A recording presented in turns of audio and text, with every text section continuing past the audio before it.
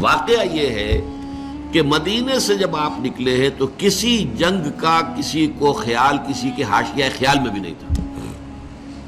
پیش نظر تھا اس قافلے کا راستہ روکنا کہ جو آ رہا تھا شام سے واپس ابو سفیان کی سرکردگی میں.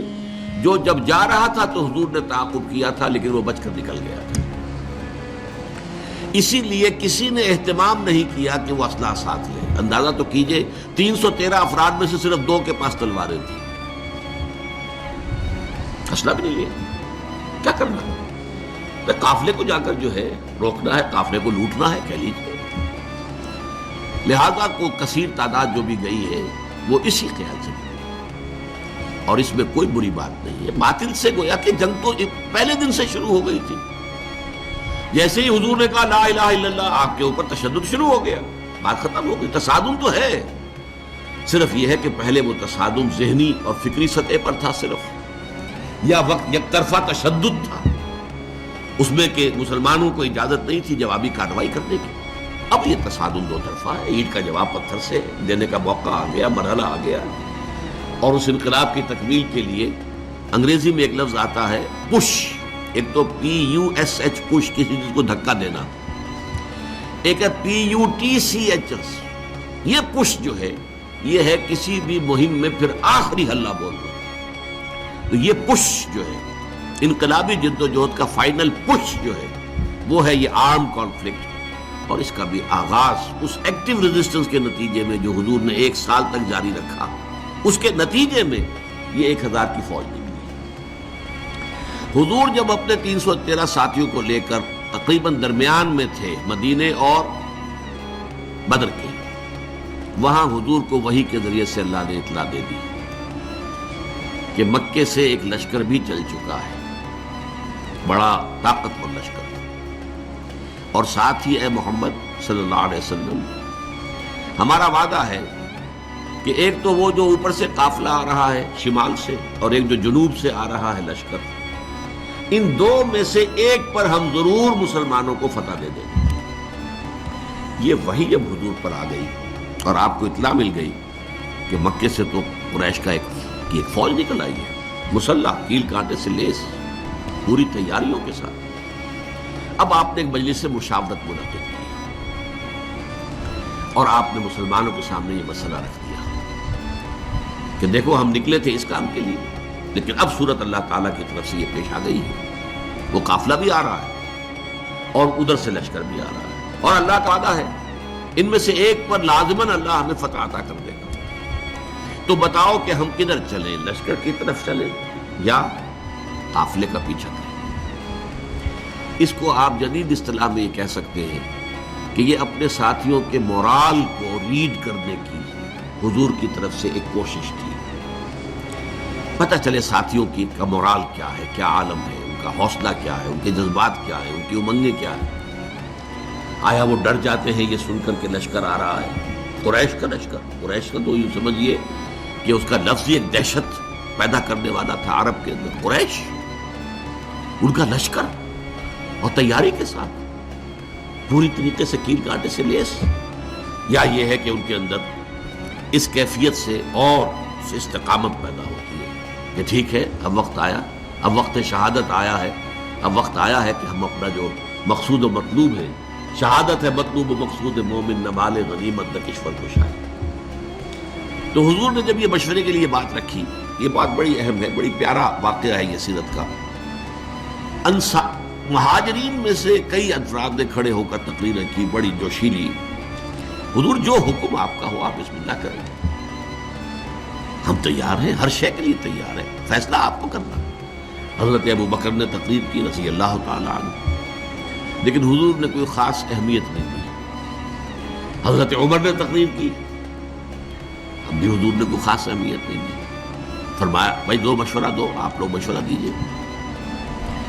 پھر حضرت مقداد ابن الاسود نے جو تقریر کی ہے وہ بڑی پیاری ہے کہ حضور ہم موسیٰ کے ساتھی نہیں ہیں کہ جنہوں نے جنگ کے وقت کہہ دیا تھا کہ فَاذْهَبْ أَنْتَ وَرَبُّكَ فَقَاتِلَا إِنَّا هَاهُنَا قَاعِدُونَ. جاؤ موسیٰ تم اور تمہارا رب جا کر جنگ کرو، ہم تو یہیں بیٹھے، ہم جنگ نہیں کریں گے. ہم موسیٰ کے ساتھی نہیں ہیں، ہم محمد کے صحابی ہیں صلی اللہ علیہ وسلم. خدا کی قسم آپ بسم اللہ کریں، جو بھی قدم آپ اٹھائیں گے انشاءاللہ اللہ تعالی ہمارے ذریعے سے آپ کو آنکھوں کی ٹھنڈک عطا کرے گا۔ حضور ان کی بات کو بھی کوئی خاص اہمیت نہیں دے رہے، پھر فرما رہے اشیرونی، مجھے مشورہ دو بھائی۔ اب یہ بات جو ہے انصار کی سمجھ میں آ گئی کہ حضور کا روح سخن ہماری جانب ہے، کیونکہ انصار سے جو معاہدہ ہوا تھا بیعت عقبہ ثانیہ میں، وہ یہ تھا کہ اگر مدینے پر حملہ ہوگا تو ہم آپ کی حفاظت کریں گے اپنے اہل و عیال کی طرح۔ ابھی مدینے پر حملہ نہیں ہوا تھا، بلکہ حضور آگے بڑھ کر نکل آئے ہیں مدینے سے، اور جنگ مدینے سے باہر ہو رہی ہے۔ تو گویا کہ اسٹرکٹ سینس میں انصار پابند نہیں تھے اپنے اس معاہدے کی روح سے کہ حضور کا ساتھ دیں، اور ظاہر بات ہے کہ اب جو سچویشن پیش آ گئی تھی، صرف مہاجرین کی نفری کافی نہیں تھی، 80-85 مہاجرین تھے، باقی سب کے سب تو انصار تھے، ان میں 313 وہ کفایت نہیں کرتے تھی اس سچویشن جو اس وقت پیش آ گئی ہے۔ لہذا حضور بار بار کہے تو سمجھ گئے۔ حضرت سعد بن عبادہ کھڑے ہوئے رضی اللہ تعالیٰ عنہ، بڑی پیاری تقریر ہے ان کی یہ، کأنک تعنینا یا رسول اللہ، اے اللہ کے رسول شاید آپ کا روح سخن ہماری جانب ہے، فإنا آمنا بک وصدقناک، تو ہم تو آپ پر ایمان لا چکے ہیں۔ وہ بیعت عقبہ والی بات کو آپ بھول جائیے، جب ہم ایمان لے آئے، ہم نے آپ کو اللہ کا رسول اور نبی مانا ہے، تو ہمارے لیے آپشن کون سا ہے؟ We don't have any option۔ خدا کی قسم اگر آپ اپنی سواری سمندر میں ڈال دیں گے، ہم سب کے سب آپ کے پیچھے سمندر میں اتر جائیں گے، اور خدا کی قسم اگر آپ ہمیں حکم دیں گے تم برق الغماد تک پہنچ جائیں گے، یمن کا ایک شہر، اور اپنی جو سواریاں ہیں یہ اونٹ اور اونٹنیاں انہیں اس طویل سفر کی وجہ سے لاغر کر دیں گے، لیکن آپ جہاں حکم دیں گے آپ بسم اللہ کیجیے۔ اس پر آتا ہے کہ حضور کا چہرہ کھل اٹھا، خوشی کے اور بشاشت کے آثار، کہ یہ جو جماعت میں نے تیار کی ہے اتنی محنت سے، دعوت اور تربیت اور تنظیم کے مراحل جو میں گزار کے لایا ہوں، یہ جماعت اب تیار ہے فی الواقع اس آخری مرحلے میں داخل ہونے کے لیے، اب ہم پوری طریقے سے فٹ ہیں۔ اس پر آپ کے چہرے پر بشاشت ہے۔ اس کے بعد آپ نے کہا تو چلو پھر بدر کی طرف۔ اب یہ میں آپ سے عرض کر چکا ہوں کہ وہ قافلہ تو بدر کی وادی میں داخل ہی نہیں ہوا، ابو سفیان اس کو لے کر پہاڑی سلسلے کے ادھر مغرب کی طرف سے ہوتے ہوئے ساحل سمندر کے ساتھ ساتھ لمبا سفر کر کے بچ کے نکل گئے۔ اور یہ جب جو لشکر آ گیا قریش کا، اور جب پڑاؤ ہے، صرف میں اس کے بھی 2 واقعات آپ کو سنا دوں کہ جب پڑاؤ پڑا ہوا ہے تو وہاں اطلاع پہنچ گئی کہ قافلہ تو بچ کر نکل گیا، ابو سفیان کا پیغام آ گیا کہ میں قافلے کو بحفاظت لے کر مکے پہنچ گیا۔ اب یہاں سوال پیدا ہوا، پھر وہی ہاکس اینڈ ڈوز کا معاملہ۔ ڈوز نے یہ سوچا کہ اب خوریزی کاہے کے لیے، ہم تو نکلے تھے اپنے قافلے کی حفاظت کے لیے، قافلہ تو پہنچ گیا۔ لیکن جو ہاکس تھے ان کو تو سمجھ میں یہ آیا کہ یہ تو ہمیں موقع مل گیا، گاڈ گیون اپارچونٹی، یہ ڈوز ہماری بات چلنے نہیں دے رہے تھے، اب جو ہے اب ہم یہاں تک پہنچ گئے ہیں، مدینہ یہاں سے صرف 80 میل دور ہے، ہم کہاں سے کہاں تک ہو کر یہاں پہنچ گئے ہیں، تو اب تو موقع ہے، اب یہاں سے واپس جانے کا کیا سوال ہے۔ حضرت حکیم بن حزام رضی اللہ تعالی عنہ اس وقت تک ابھی ایمان نہیں لائے تھے، وہ گئے عتبہ کے پاس۔ کہ عتبہ دیکھیے ہمارا جو وہ قافلہ تھا وہ تو بچ کے جا چکا ہے، اب یہ خامخواہ کی خوریزی اور جنگ کاہے کے لیے؟ آپ کی حیثیت یہ ہے قریش کے ہاں کہ اگر آپ اس کو روکنا چاہیں تو جنگ اب بھی رک سکتی ہے۔ اس نے بھی کہا ٹھیک ہے، بات تو تمہاری صحیح ہے، اچھا چلو چلتے ہیں ابو جہل کے پاس، وہ he was the chief of the ہاکس، وہاں جا کر بات کی، اور وہ شخص جو تھا پھر اس نے پینترا بدلا، تانا دیا عتبہ کو۔ عتبہ کے بیٹے تھے حضرت حذیفہ رضی اللہ تعالی عنہ، جو ایمان لا چکے تھے، حضور کے ساتھ تھے۔ ہاں معلوم ہوتا ہے عتبہ بیٹے کو سامنے دیکھ کر تم پر بزدلی طاری ہو گئی ہے۔ اب یہ عرب کے لیے بہت بڑا تانا تھا۔ دوسری طرف اس نے یہ کیا کہ وہ جو ایک مارا گیا تھا وادی نخلا میں ایک مشرک، اس کے بھائی کو بلایا کہ دیکھو یہ تمہارے بھائی کے قاتل جو ہیں وہ سامنے پڑے ہوئے ہیں، لیکن یہ لوگ چاہتے ہیں کہ جنگ نہ ہو۔ اس نے فوراً کپڑے پھاڑے، وہاں کا جو ان کا ایک قبائلی رواج تھا، چیخنا چلانا شروع کیا اپنے اس مقتول بھائی کا نام لے کر کے، اس کا انتقام، اس کا قصاص لے کر جائیں گے، بس نہیں جائیں گے واپس یہاں سے۔ عتبہ نے بھی اس طعنے کا جواب دیا کہ یہ صبح معلوم ہوگا کہ کون کاورڈ ہے، کون بزدل ہے۔ ظاہر بات ہے کہ عتبہ کو یہ بات کھا گئی، وہ چونکہ نسبتاً شریف النفس لوگوں میں سے تھا، یعنی عمر کے اعتبار سے بھی بزرگ، ویسے بھی دبائے ہیں ہر ایک کی، جیسے کہ وہ شعر ہے، نہ ہر زن زنست و نہ ہر مرد مرد، خدا پنج انگوش یکساں نہ کر۔ نہ اہل ایمان میں سے سب ایک درجے کے تھے، برابر کے تھے، نہ کفار میں سب ایک درجے کے تھے۔ کافروں میں انتہائی سخت معاند بھی تھے، اور کافروں میں وہ شخص بھی تھا جنہوں نے حضور کو پناہ دی تھی جبکہ آپ طائف سے آئے ہیں مایوس لوٹ کر، وہ بھی کافر ہی تھا، مشرک تھا۔ اور ظاہر بات ہے کہ ابو طالب بھی تو کفر ہی کی حالت میں دنیا سے گئے ہیں، لیکن حضور کی مدد کرتے رہے، آپ کو سہارا دیتے رہے۔ تو ہر طرح کے لوگ ہوتے ہیں، تو عتبہ در حقیقت ان میں سے شریف النفس لوگوں میں سے تھا، لیکن شریف آدمی کو پھر یہ تانا بھی کھا جاتا ہے بری طرح۔ تو اس نے کہا اچھا یہ تو کل صبح پھر فیصلہ ہوگا کہ بزدل کون ہے۔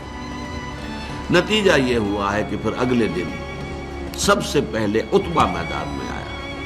یہ اس تانے کا نتیجہ، اپنے بھائی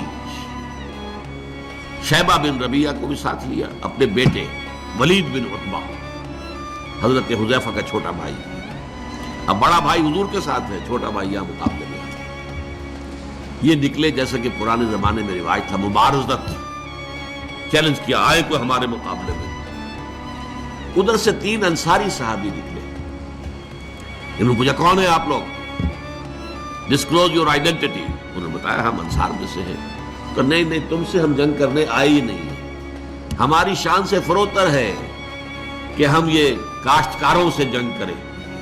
تانا دیا کہ مدینے کے لوگ تو کاشتکار لوگ ہیں، ہمارے مد مقابل بھیجو محمد صلی اللہ علیہ وسلم جو ہمارے قابلے کے ہیں۔ حضور نے ان تینوں کو اشارہ کیا واپس آ جاؤ۔ اب حضرت حذیفہ نکلنے لگے باپ کے مقابلے کے، حضور نے روک دیا۔ حضور کی شفقت و رحمت نے اسے گوارا نہ کیا کہ باپ بیٹے کے مقابلے میں آئے اور بیٹا باپ کے مقابلے میں آئے۔ لیکن پھر بہرحال 3 نکلے، حضرت حمزہ عتبہ کے مد مقابل، حضرت علی اور حضرت حارثہ ابن عبد المطلب۔ آپ یہ بن مطلب، عبد المطلب نے، یہ 3 قرشی نکلے۔ ہاں انہوں نے جب بتایا کہ ہاں ٹھیک ہے اب ہمارے مقابلہ جو ہے برابر کی چوٹ کا ہے۔ بہرحال نتیجہ کیا نکلا کہ تینوں کو واصل جہنم کیا، اگرچہ حضرت حارثہ جو تھے وہ بھی زخمی ہو گئے، تلوار کا وار ان کی ٹانگ پر پڑا، ٹانگ کٹ گئی تو گر گئے، لیکن پھر جس سے مقابلہ ہو رہا تھا حضرت علی نے اس کو بھی واصل جہنم کیا۔ یہ جو ہیں جو زخمی ہو گئے تھے، یہ واپس جاتے ہوئے جبکہ بدر سے جا رہے تھے حضور فتح مند ہو کر مدینے کی طرف، تو درمیان میں ان کا انتقال ہو گیا۔ تو ان کے سمیت 14 صحابہ جو ہیں شہید ہوئے، جبکہ 70 قرشی کھیت رہے، واصل جہنم ہوئے۔ اور ان 14 میں سے کوئی بھی نمایاں شخص نہیں تھا بہت بڑا، اور وہ سارے کے سارے چوٹی کے لوگ تھے، تمام سرداران قریش، اور 70 کو قیدی بنا لیا۔ تو یہ گویا کہ اللہ تعالیٰ نے پھر اس کو سورہ انفال میں یوم الفرقان قرار دیا، یعنی ابو جہل کی بات کو الٹ کر کہ جو اس نے کہا تھا یہ یوم الفرقان ہوگا، واقعی یہ یوم الفرقان ثابت ہو گیا۔ اللہ کی مدد آئی، فرشتے بھی آئے، اس کی تفاصیل میں نہیں جا رہا، وہ آپ کتابوں میں پڑھ لیں گے۔ میں صرف اس کو واضح کرنا چاہتا تھا کہ غزوہ بدر کے بارے میں یہ خیال کہ یہ صرف ڈیفنس کے لیے تھا، یہ بات جو ہے ذہنوں سے نکال دیجیے۔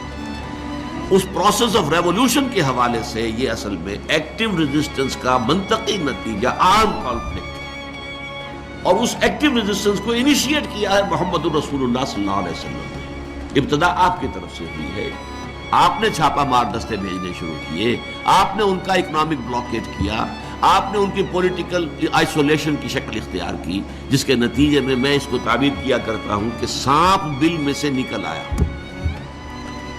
سانپ کو مارنا ہو تو کیا کریں گے؟ تو بل میں گھسا ہوا ہے، تو آپ کو معلوم ہے نا کہ بین وین بجاتے ہیں کچھ تاکہ وہ کوئی باہر نکل آئے۔ اب پتہ نہیں وہ بین سے کچھ واقعی کوئی اثر ہوتا ہے یا نہیں ہوتا ہے، لیکن جو عام میں تو آپ کو سمجھانے کے لیے کہہ رہا ہوں۔ یہ قریش بیٹھے ہوئے تھے مکے میں، اور مکہ حرم ہے، وہاں خوریزی، اگر اللہ کا عذاب آتا کسی اس طرح کا جیسے کہ اس سے پہلی قوموں میں آ چکا تھا تو مکے پر آتا، معاذ اللہ ثم معاذ اللہ ثم معاذ اللہ، خوریزی ان کی وہاں ہوتی نہیں۔ اس سانپ کو تو نکالنا تھا، اس سانپ کو نکالنے کے لیے محمد رسول اللہ صلی اللہ علیہ وسلم نے جو اقدام کیا، جو ایکٹیو ریزسٹنس کا جو پروسیس شروع کیا، اس کے نتیجے میں وہ 1000 کا لشکر نکل کر جو آیا ہے، وہ گویا کہ سانپ جو ہے وہ اپنے بل سے باہر آ گیا اور میدان بدر میں اس کا سر کچلا گیا۔